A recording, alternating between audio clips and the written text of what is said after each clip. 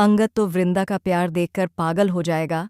शादी के मंडप पर सुभाष बंदूक निकाल लेगा और उसका असली चेहरा सबके सामने आ जाएगा।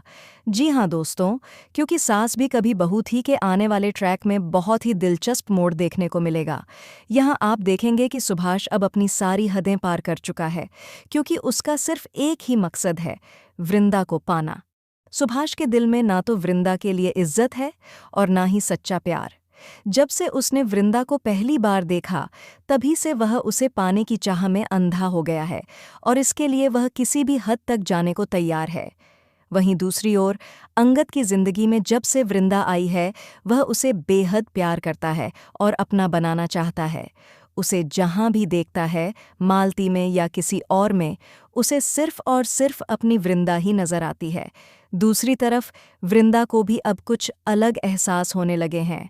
दरअसल जब भी वृंदा किसी मुसीबत में फंसती है तो हमेशा अंगद ही होता है जो उसे वहां से निकालता है।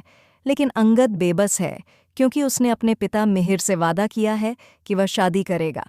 हालांकि इस शादी में न तो अंगद की खुशी है, न ही उसकी मर्जी, क्योंकि मालती अंगद पर भरोसा नहीं करती। मालती बिल्कुल परी या नोना जैसी है, जो दूसरों के प्यार को छीनने में विश्वास रखती है। और जब अंगद को यह एहसास होगा कि मालती के साथ उसका कोई भविष्य नहीं है, तो वह शादी से इनकार कर देगा। इसी बीच अंगद को खबर मिलती है कि सुभाष ने सारी हदें पार कर दी हैं।